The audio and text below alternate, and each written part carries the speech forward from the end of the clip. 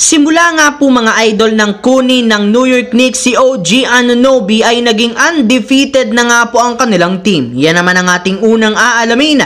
Nasasabayan ko na rin ang balitang kumpirmado nga pong interesado na makipag-trade ang Golden State Warriors kay Zach LaVine at ang balitang bumalik nga muli ang Los Angeles Lakers kay Buddy Hield. Kaya mga idol, tara!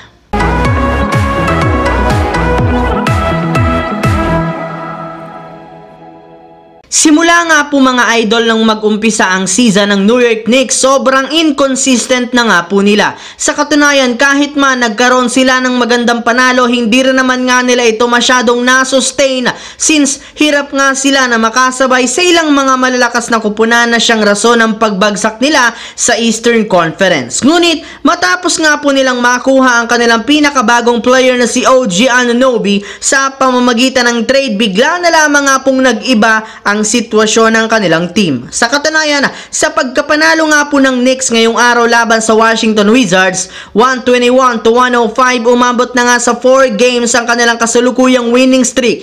Ibig sabihin, 4-0 o undefeated pa ang kanilang bagong lineup simula nang maglaro dito si OG Anunoby na nag-average na sa kanilang team ng 13 points per game na may kasamang 48% shooting na siyang isa sa mga rason ng kanilang panalo. Samantala, pumunta naman tayo sa ating pangalawang storya sa balitang kumpirmadong interesado ang Golden State Warriors kay Zach LaVine. Ayon nga po mga idol, sa pinakahuling inilabas na balita ng NBA Insider na si Sam Amico, ang Golden State Warriors nga po ngayon ang nangungunang kupunan na makakakuha kay Zach LaVine mula sa Chicago Bulls. Yes mga idol, decidido rin naman nga po ang Bulls na i-trade ito sa ibang kupunan basta't makakuha sila ng mas magandang kapalit. Pero kahit man nga po ay offer ng Warriors sa Bulls ang kanilang mga malalaro katulad nina Jonathan Kuminga at Klay Thompson, hindi rin naman nga ito magiging madali since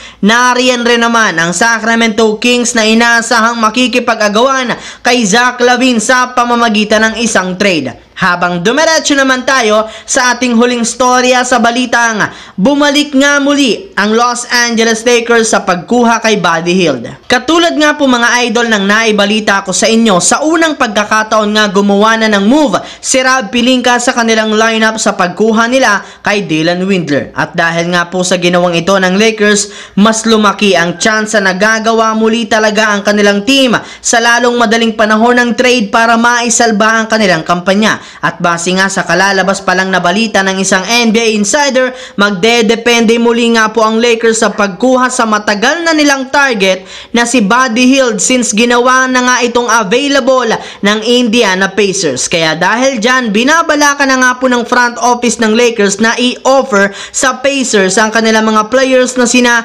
Rui Hachimura at maging si Cam Reddish para makuha si Buddy Hield na meron rin naman ngang maaasahan na shooting sa 3-point line na siyang pinakakinakailangan ngayon ng Lakers. At ngayon ngang meron na naman silang pagkakataon na makuha si Buddy Hield. Sigurado nga po na hindi na nila ito palalampasin pa bago ang trade deadline. So yun lamang mga idol ang ating bagong video ngayon. Once again, this is your J-Zone TV. Huwag kalimutang mag-like at syempre mag-subscribe na rin. Pindutin ang notification bell sa akin channel para lagi kayo maging updated sa mga videos na pinapalabas ko. Shout out sa lahat ng solid J-Zone TV na laging nanonood dyan. Maraming salamat mga idol.